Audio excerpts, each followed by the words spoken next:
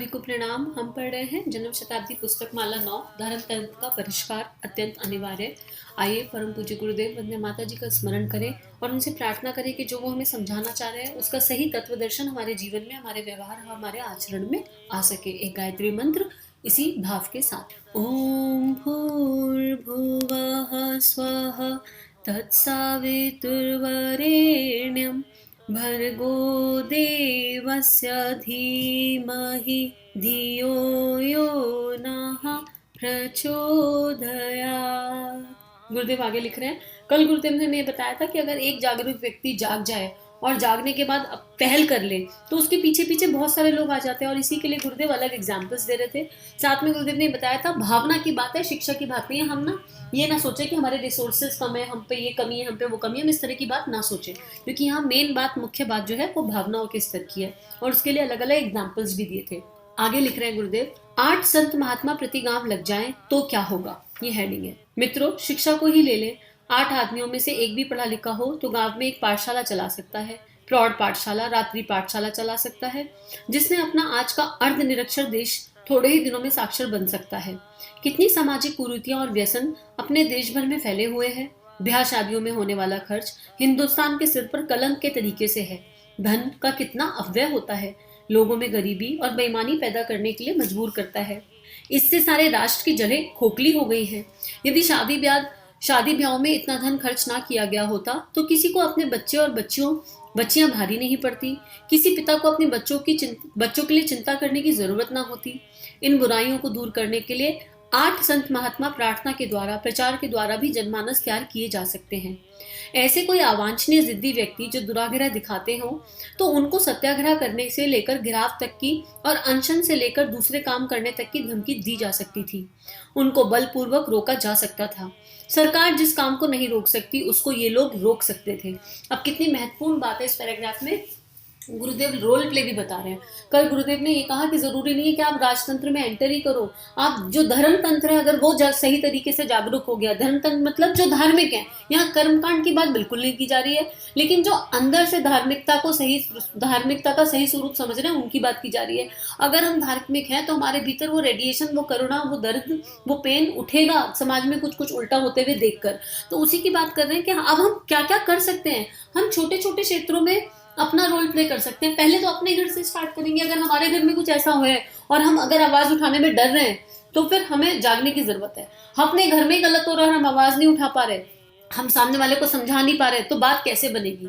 क्योंकि हमारे मन में कहीं भय है। भय किस बात का, लोग क्या कहेंगे, भय किस बात का, कोई समझेगा कि नहीं समझेगा। भूल जाओ ये सब कुछ। अगर आपको अंतरात्मा से पता है कि आप सत्य की राह पर हो, आपको अंतरात्मा से पता है कि आप अपने गुरु के बताए हुए शिक्षा के अनुसार चल रहे हो, तो आपको सपोर्ट अपने आप मिलने लगेगा। आपकी इच्छा शक्ति, संकल्प शक्ति, आत्मबल खुद ब खुद बढ़ने लगेगा।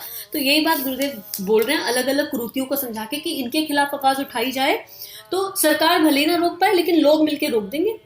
अब आगे गुरुदेव नशेबाजी की बात कर रहे हैं कि नशेबाजी किस तेजी के साथ बढ़ती चली आ रही है। आप देख रहे हैं, बीड़ी तंबाकू आज घर घर का शौक बन गई है। इसमें 2 करोड़ रुपया प्रतिदिन खर्च होता है।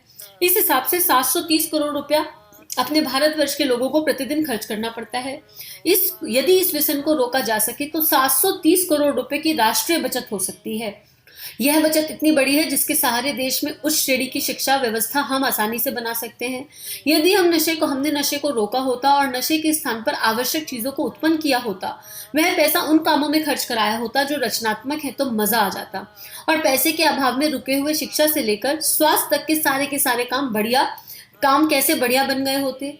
क्या कहा जाए, कुछ नहीं कह सकते। हमारी धर्म बुद्धि ना जाने कैसी है। हम सब विचारशील लोगों को, बाहर के लोगों को हमारी धर्म बुद्धि पर हंसी आती है। बिल्कुल सीधी बात है। मैं तो सोचती हूँ कई बार कि ये जो मैन्युफैक्चरिंग करते हैं इस तरह की चीजों की, उनको नहीं समझ में आता कि वो क्या कर रहे हैं। कब जागेंगे? अगर हमारी मैन्युफैक्चरिंग ही बंद हो जाए इन चीजों की तो लोगों को कहाँ से मिलेगा ही नहीं। और मैन्युफैक्चर अगर ये कह रहे हैं क्योंकि डिमांड है इसलिए सप्लाई है, तो डिमांड बनाई किसने, डिमांड क्रिएट किसने करी? आप कंट्रीब्यूट क्या कर रहे हो? हम कोई भी बिजनेस कभी भी करें वो 4 चीजों के आधार पर होना चाहिए। मेरा अंतर्मन, क्या वो मेरी नेचुरल प्रतिभा है या नहीं है? मेरी प्रतिभा है तो ठीक, अब मुझे उस प्रतिभा से प्रेम होना चाहिए, वो मेरा स्वावलंबन बनना चाहिए। और तीसरा, वो देश को क्या कॉन्ट्रीब्यूट कर रहा है, मुझे वो भी तो देखना चाहिए। अगर कोई कॉन्ट्रीब्यूशन ही नहीं है, ना देश को, ना परिवार को, ना खुद को, तो लगे रहो फिर क्या जीवन है? सुबह उठे, नौकरी बजाई और रात को सो गए। थोड़ा सा समय भी नहीं निकाला अपने देश के लिए, तो फिर क्या किया? हम किसी भी फॉर्म में निकालें। यहाँ इंपॉर्टेंट नहीं है, ये नहीं है कि हम बड़ा कर रहे हैं कि छोटा कर रहे हैं। अरे कहीं से तो शुरुआत करें। सोने से पहले खुद की आत्मा को तो सुकून मिले कि हाँ कुछ करके सोए।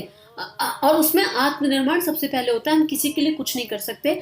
यकीन मानिए, अगर हम इस यात्रा पर चल पाए कभी गुरु कृपा से, केवल सेल्फ रिफाइनमेंट की जर्नी है, केवल आत्मनिर्माण है, और उसके बाद जो हो जाए वो गुरु इच्छा, गुरु कृपा। आगे यहाँ यह तो अध्यात्म नहीं है। अब गुरुदेव अध्यात्म की सही डेफिनेशन बता रहे हैं, कह रहे हैं कौन सा अध्यात्म नहीं है? मित्रों, भगवान की प्रार्थना करें, पूजा करें, यह बात समझ में आती है, लेकिन डंडा लेकर भगवान के पीछे ही पड़ जाए और कहे कि तुमको तो हम ना खाने देंगे, ना खाएंगे, ना कुछ करेंगे और ना करने देंगे, तो भगवान भी कहेगा कि अच्छा चेलों से पाला पड़ा, ना ये खाते ना खाने देते, ना उठते हैं ना उठने देते हैं, ना चलते हैं ना चलने देते हैं, ना कुछ करते हैं और ना करने देते हैं। भगवान बहुत परेशान होगा, इस बाबा से पिंड कैसे छुड़ाया जाए। लोगों के मन में यह ख्याल है कि भगवान का ज्यादा नाम लो, उनके ऊपर ज्यादा पानी चढ़ाओ, उनको ज्यादा उपटन करो, तो क्या हो जाएगा? भगवान मजबूर होकर मनोकामना पूरी कर देगा। पूरा उपासना समर्पण योग भाग में इसी आधार पर बना हुआ है। और उसमें तो गुरुदेव लिखते हैं, जैसे तू गंदा, जैसे तू पापी, ऐसे तरह भगवान। क्योंकि हमने अपने अपने स्तर के हिसाब से अपना अपना भगवान डेवलप कर लिया है। उसमें गुरुदेव ने इसकी पूरी व्याख्या करी है। आगे लिख रहे हैं, भगवान को मजबूर नहीं किया जा सकता। अगर हम सोच रहे हैं कि हम ये सब कर लेंगे तो इससे भगवान मजबूर होकर हमारी प्रार्थना को सुन लेंगे, तो हम तो अभी लॉलीपॉप टॉफी के स्तर पर भी नहीं पहुंचे। मित्रों, भगवान का नाम लेना साबुन लगाने के बराबर है। थोड़ी देर साबुन लगाया भी जा सकता है, लेकिन इसके लिए यदि भगवान का नाम लिया जाए तो बराबर भगवान का काम भी किया जाना चाहिए। तभी एक बात पूरी होती है, अन्यथा बात कहाँ पूरी होती है। यह बात अगर लोगों को समझ में आ गई होती तो ये 56 लाख व्यक्ति राष्ट्र का निर्माण और देश की सामाजिक, नैतिक और दूसरी समस्याओं का समाधान करने के लिए जुट चुके होते। अगर हमने सही स्वरूप को उस परमात्मा के, उस भगवान के समझा होता, हमने गुरु को नहीं, गुरु की बात मानी होती, तो हमको ये बात समझ में आ गई होती कि हमारी जिम्मेदारियां क्या है, हमारी सामाजिक, नैतिक, अपने परिवार के प्रति, अपने समाज के प्रति, ऑल ओवर हमारी रिस्पॉन्सिबिलिटी क्या है। आगे लिख रहे हैं, जितने आदमी सरकार की मशीनरी चलाते हैं, उतनी ही बड़ी मशीनरी धर्म तंत्र के द्वारा चलाई जा सकती थी। मित्रों, धन को ही ले लें तो गवर्नमेंट जितना रेवेन्यू वसूल करती है, टैक्स वसूल करती है, उससे ज्यादा धन जनता हमारे धर्म कार्यों के लिए लगा दिया करती है। मंदिरों में कितनी बड़ी संपदा लगी हुई है, सरकार के खजाने में कितनी बड़ी कुल पूंजी है, और रिजर्व बैंक के पास जितना धन है, लगभग उतना ही धन मंदिरों और मठों के पास इमारतों के रूप में, नकदी के रूप में, जायदाद के रूप में अभी भी विद्यमान है। धर्म तंत्र की संपदा एक तरह का रिजर्व बैंक है। अगर धर्म तंत्र के लोग संपदा भोग प्रसाद लगाने, मिठाई बांटने, पंडे पुजारियों का पेट पालने, शंख घड़ियाल बजाने और कर्मकांड करने की अपेक्षा जनमानस को ऊपर और ऊंचा उठाने के लिए लगा दे तो मजा आ जाता। और ये लास्ट, इससे जस्ट पहले हमने जो बुक पढ़ी, इसमें गुरुदेव ने पूरा समझाया है कि मंदिर एक्चुअली होने कैसे चाहिए, देवालय होने कैसे चाहिए, वो एक रिसर्च सेंटर की तरह डेवलप होने चाहिए, एक्टिविटी सेंटर्स की जैसे डेवलप होने चाहिए। और ये जो सारी एक्टिविटीज हैं, इस पैसे से वो एक्टिविटीज कंडक्ट होनी चाहिए। और उसका भी बेसिक बताया कि पुजारी होते क्यों थे। इससे पहले वाली बुक नंबर 8 को सुन के देखिए, शायद 7-8 ऑडियो में बहुत सारे क्वेश्चंस के आंसर वहां पर मिल जाएंगे। मैं जहां मथुरा में रहता हूँ, वहां के 2 मंदिरों की बात बताता हूँ। सबका जिक्र तो मैं नहीं कर सकता। वहां दो भगवान 2 मंदिरों में 2 लाख रुपए मासिक का भोग खा जाते हैं। ये गुरुदेव हमारी मिथ्या बुद्धि को खोल रहे हैं। बताओ, भगवान क्या भोग खाते हैं? लेकिन गुरुदेव बता रहे हैं कि भैया 2 मंदिर हैं, इतना भोग आता है, लगभग 2 लाख रुपए आता है, और कितना कुछ उससे श्रेष्ठ हो सकता है। अब थोड़ी देर के लिए विजुलाइज करके देखिए, अगर भगवान सच में कहीं है, एग्जिस्ट करते हैं, तो उनकी हमसे क्या अपेक्षाएं होंगी कि हम सुबह उठ के उनकी पूजा पाठ करें, 27 माला करें, 40 माला करें, 50 माला करें, और अगर हमने नहीं करी तो भगवान नाराज हो जाएगा। माता पिता के समान भगवान है। हमारे माता पिता से हमें कुछ चाहिए तो क्या हम घंटी बजा बजा के मांगते हैं क्या मम्मी पापा से? पापा आज हमें स्कूल की फीस चाहिए, तो घंटी बजाएंगे, 27 माला करेंगे, 50 माला करेंगे, और फिर दिन भर गालियां देंगे। फिर दिन भर का कोई ठिकाना नहीं कि दिन भर कहाँ सोच कहाँ जा रही है, विचार कहाँ जा रहे हैं, भाव कहाँ जा रहे हैं, तो मिलेगा क्या? भगवान वो श्रेष्ठ माता पिता है, और हम उनके सही स्वरूप को अगर समझ जाए, अपने जीवन में उतार लें, तो हमको पता चल जाएगा कि हमको किस स्तर पर रेडिएट करना है खुद को। अब आगे लिख रहे हैं, क्या भगवान यह सब चाहता है? ऐसे लगभग 5000 मंदिर हैं, इनमें न्यूनाधिक मात्रा को लगाया जाए तो मैं समझता हूँ कि रोज भगवान के खाने पीने का खर्चा मथुरा वृंदावन में 2 नगरों में 15 लाख रुपए प्रतिदिन जा बैठता होगा। तो कोई अचंभे की बात नहीं। 15 लाख प्रतिदिन में से कितने करोड़ महीने के और कितने अरब साल के भर के होते हैं, जरा हिसाब लगाइए। यह सारा का सारा धन यदि भगवान को भोग लगाने की अपेक्षा उन कामों में खर्च किया जाता जो व्यक्ति के भीतर कुछ चेतना उत्पन्न करते, उनकी मनस्थिति को ऊपर उठाने में समर्थ होते। जैसे लोगों को धर्म धारणा के प्रचार प्रकार की व्यवस्था है, जिस तरीके से पादरी काम करते हैं, ईसाई मशीन के लोग बाइबल तथा दूसरी पुस्तकों को संसार की 600 भाषा में छापते हैं और घर घर में एक एक पैसे के मूल्य पर पहुंचाते हैं।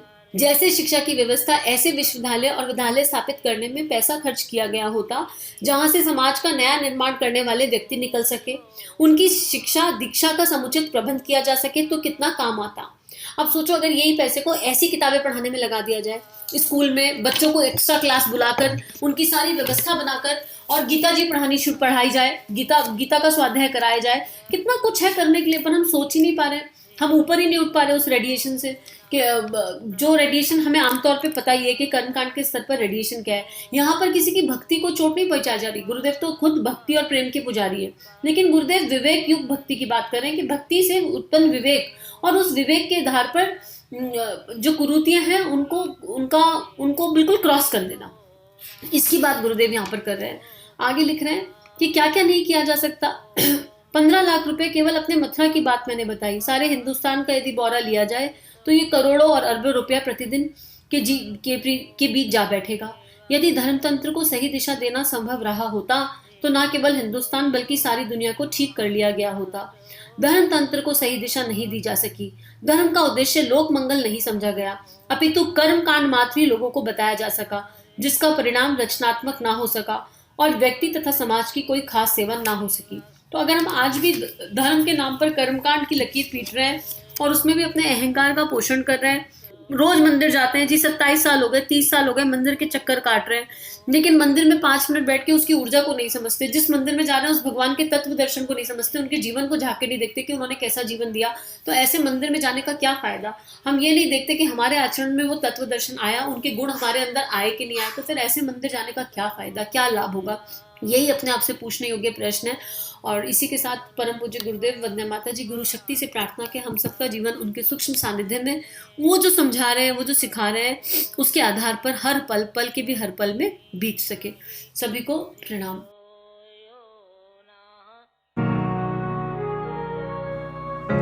हमारे YouTube चैनल को सब्सक्राइब कीजिए और बेल आइकन पर क्लिक कीजिए ताकि आने वाली सभी वीडियो की नोटिफिकेशन आपको मिलती रहे।